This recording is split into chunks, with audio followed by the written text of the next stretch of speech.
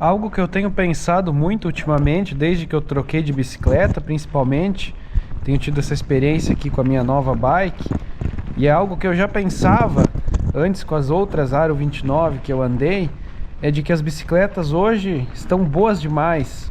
E talvez isso, por mais paradoxal que seja, é um dos grandes problemas para o mercado do ciclismo atualmente. Quer dizer, o que inventar, o que anunciar, o que focar no marketing para vender bicicletas se as bicicletas que já existem, as tecnologias que já existem são tão boas? Outra coisa que me fez pensar foi que eu vi alguém falando aqui na internet, num outro canal, esses tempos, quando lançou esses grupos eletrônicos novos aí da Shimano, XTR, XT, o Deore, meio que criticando que a Shimano demorou anos para trazer algo de novo para essas linhas, né? Por exemplo, o grupo XT, que é o que eu tenho na bike atual agora, falando que como que demorou tanto assim para trazer uma novidade nesse grupo.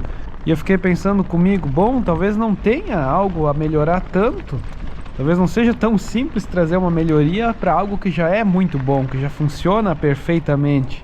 Eu tenho me espantado nos pedais que eu tenho feito com essa bike, como esse grupo, essa transmissão funciona bem, é precisa. Da mesma forma, os freios têm um funcionamento que não tem o que dizer. Com um dedo na manete, tu tem um controle total em qualquer descida. Então chega a ser absurdo, chega a ser ridículo ficar insinuando que teria que ter novas tecnologias, que teria que ter novidades sempre a cada poucos anos em uma coisa que já funciona tão bem. Claro que isso é um reflexo de toda uma economia da nossa sociedade que depende muito, né, de uma obsolescência programada, que depende muito de novas tendências, de coisas novas a serem vendidas, de toda uma estrutura de marketing que existe em todos os setores. Mas então o ponto que eu quero refletir é justamente a respeito de como as bicicletas estão boas hoje, como a tecnologia evoluiu, como até mesmo as bicicletas ditas de entrada já oferecem muitas vezes freios hidráulicos, geometrias legais, grupos de transmissão com uma boa durabilidade. Então realmente é um dilema para o mercado do ciclismo, quer dizer, o que tu vai oferecer se as pessoas já têm o que elas precisam, se os equipamentos existentes já são muito bons? Que estratégia o marketing vai usar para dizer que um grupo XT, como o que eu tenho na bike agora, precisa ser melhor do que ele já é? E também vamos pensar que uma bicicleta é um bem extremamente durável. A primeira prova disso é tu olhar para a tua cidade, para as ruas. A maioria das bicicletas, as pessoas que estão usando a bike ali para transporte, usam bicicletas antigas, bicicletas que rodam há anos, muitas vezes com muito pouca ou nenhuma manutenção. É claro que se tu pegar uma bicicleta feita para alguma coisa mais exigente, uma mountain bike que vai rodar muito em estrada de chão, estrada acidentada, trilha, ou então uma speed que vai rodar muitos e muitos quilômetros, vai fazer longas distâncias, essas bicicletas sim vão ter um desgaste nos componentes, vão exigir um pouco mais de atenção. Se tu quer que elas rodem sempre perfeitamente, que todos os mecanismos estejam ali sempre 100%, mas mesmo assim, com um pouco de cuidado, tu tem uma bicicleta para uma vida, muitas vezes. Normalmente o que realmente estraga, deteriora mais uma bicicleta é deixá-la jogada, parada, abandonada em um local úmido, no meio da sujeira, criando ferrugem. Isso aí sim que pode encurtar a vida de uma bike. Mas justamente a melhor manutenção que tu pode fazer é andar com a bike. Então não é muito simples tu convencer as pessoas a comprarem novos equipamentos. E é claro que sempre vão surgindo novas tecnologias, novidades que buscam melhorar a experiência de quem pedala. Mas quanto mais se entra em um nível alto de complexidade dos equipamentos, mais restrito fica o público que vai se interessar, que vai investir nisso. É um número muito pequeno de aficionados que vai realmente se manter atualizado com todas as tecnologias que são lançadas. Uma estratégia que eu tenho notado que o mercado tem adotado é apostar em nichos dentro do ciclismo, nichos cada vez mais específicos, em segmentar o máximo possível, tornar cada vez mais nítidas as fronteiras entre uma modalidade e outra.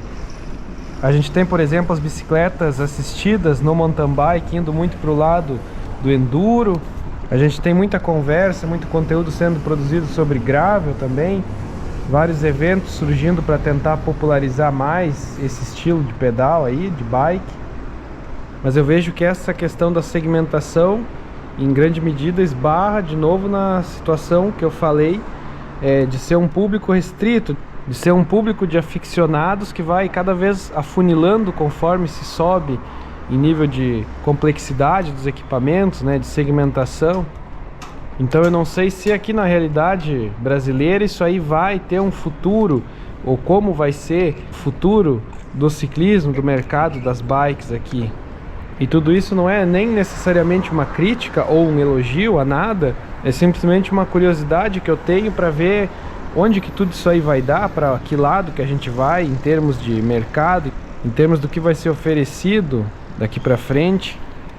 A minha dúvida em relação a isso aí é a questão que eu falei da situação econômica do Brasil. Até teve um inscrito que comentou num dos últimos vídeos aí, dizendo que ele era mecânico, trabalhava com bicicleta e acabou desistindo por essas situações.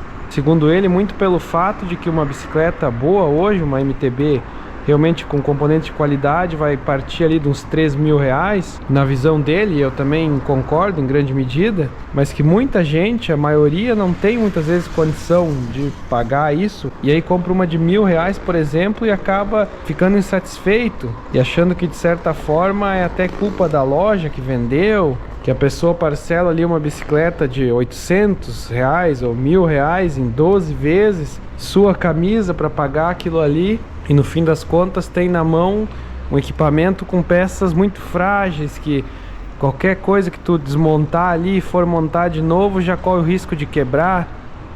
Então tem esses dois extremos aí na nossa realidade, de novas tecnologias surgindo, o mercado tentando vender coisas cada vez mais segmentadas e complexas, e de outro lado a realidade de uma maioria de ciclistas, seja recreativos ou que usam a bike para deslocamento, que muitas vezes não tem condições de comprar o mínimo. Então é um abismo aí que existe, e por esse fato que eu falei da bicicleta de R$1.000 nova hoje ter componentes muito frágeis, que a gente acaba vendo nas ruas aí das nossas cidades uma grande maioria de bicicletas usadas, como eu disse, mais antigas, porque as bikes aí que tu compra usadas até esse valor aí, ou até bem menos do que R$1.000, geralmente são bem mais fortes, bem mais resistentes do que as novas que tu vai comprar com esse valor.